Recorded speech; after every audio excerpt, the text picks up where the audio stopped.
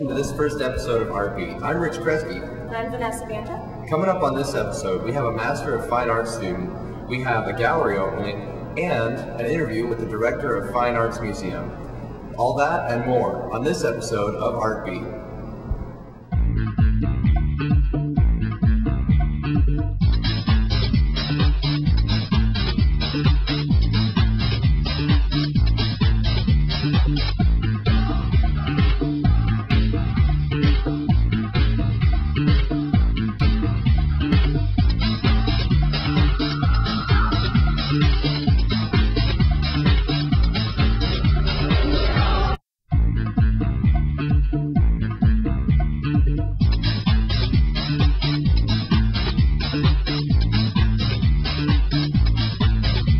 Welcome back.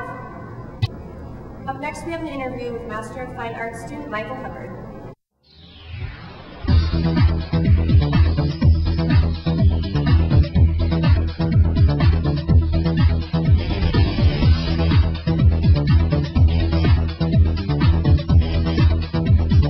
A really great experience so far.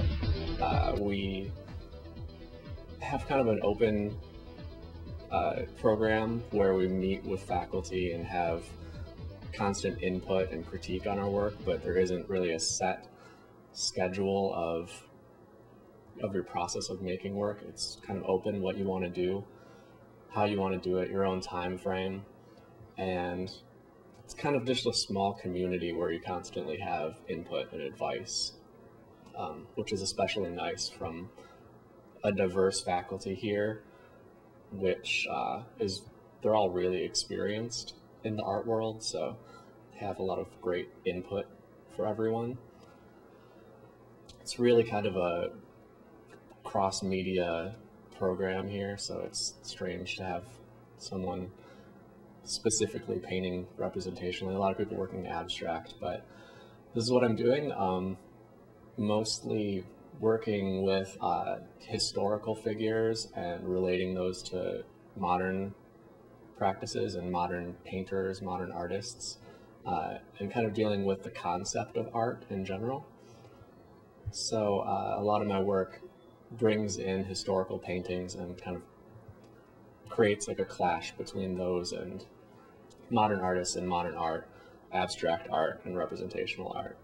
Basically, in the end of my undergrad career, I started to my work started to come together into this theme of addressing levels of illusion and reality in painting, which was where I started to deal with abstraction and representation, and also the visual space of sort of an illusionistic space versus a flat space of the canvas.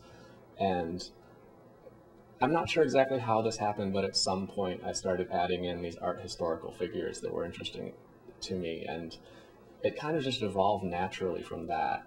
There were these two interests, or maybe three interests, of painting abstraction and letting the paint be paint versus painting really tight, representational, accurate, virtuosic representational painting. And then my sort of more conceptual interests in art history and art theory, and they all kind of came together. And they're still kind of steadily evolving and starting to think a little bit more deeply about the concepts here in grad school, and figuring out how to make everything work together a little bit better. And it's dealing with the personality of the artist as sort of this person that's raised up as a hero in society. So it's really meant to be ironic and a little bit funny that he's facing off against enemies that aren't seen in the frame.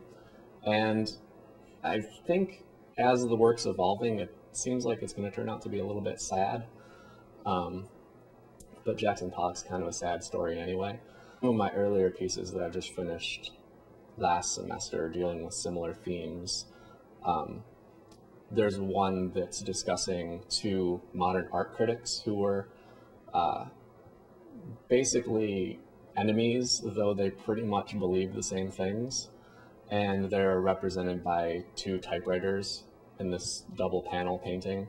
And then there's a battle going on in the foreground, which sort of represents this exaggerated battle between the two of them, which really means basically nothing. And another painting which features this leaping, strange horse that Andy Warhol's seated on the back of. So I'm really just interested in making these sort of strange compositions dealing with abstraction and representation, and